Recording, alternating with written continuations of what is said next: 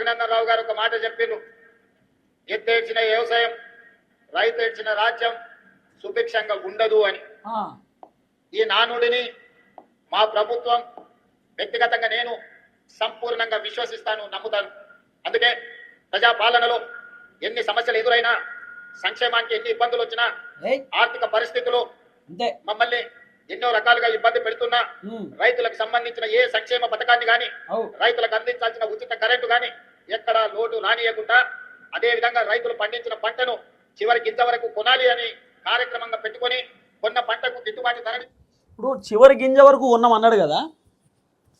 BRS party working president కేటీఆర్ది ఒకసారి Twitter open చేసి చూడండి. ఇప్పుడు వీడియో ట్విట్టర్ ఒకసారి ఓపెన్ చేసి చూడండి. ఒక పెద్ద ఆయన కొనుగోలు కేంద్రంలో ఏడుస్తూ ఉంటే ఒక వీడియో వైరల్ అవుతా ఉంది. ఆ పెద్ద ఆయన ఆత్మహత్య చేసుకుని చచ్చిపోయిండు. ఆయన పంట కొనకపోతే సిగ్గుండాలి కదా ముఖ్యమంత్రికి ఏమన్నా మాట మాట్లాడడానికి. చివరి వరకు మొత్తం ధాన్యం కొంటా ఉన్నాం, ఒక్క గింజ కూడా ఇడిచిపెడతలేమని చెప్తా ఉన్నాడు కదా.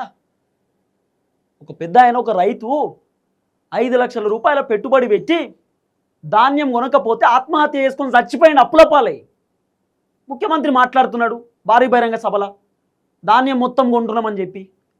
కేటీఆర్ వీడియో ఒకసారి చూడండి. కేటీఆర్కి సంబంధించిన ట్విట్టర్లో, కేటీఆర్ ఫేస్బుక్లో, ఇన్స్టాగ్రామ్లో ఈరోజు వీడియో పెట్టిండి కేటీఆర్.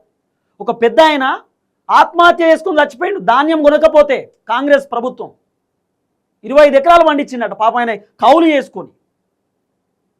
ఇదే వీడియో ఒకసారి చూడు. కేటీఆర్ పెట్టినటువంటి ట్వీటు ఏడుస్తా ఉన్నాడు పాపం.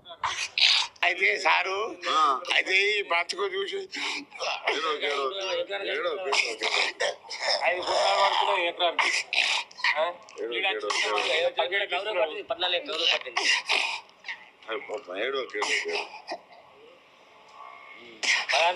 రైతులకు ఎవరికన్నా ఏమైనా బాధ ఉంటే చెప్పు. 14 ఎకరాల పంట కనీసం కొననంటారు. కౌలు పడుకున్నా మళ్ళీ కౌలు కాకపోతే నీకు బుక్కలు చూపి. ఓకే ఓకే కౌలు రైతు ఎంత 3,80,000 పెట్టుబడి.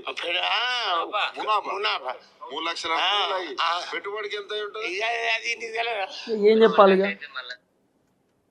సిగ్గు లేదా అంటే ఇక నాకేం సిగ్గు, నల్లగున్న నాకేం సిగ్గు అన్నారట. అప్పట్లో సామెత ఉంటుంది కదా. అది వద్దుతీ కాదు, పెద్ద పెద్ద మాట ఎందుకు కానీ గట్లున్నది కథ. రేవంత్ అన్నకు సంబంధించిన డైలాగులు మొత్తం అద్భుతం చేసినావు. ఎడ చేసినావు సార్ అద్భుతము?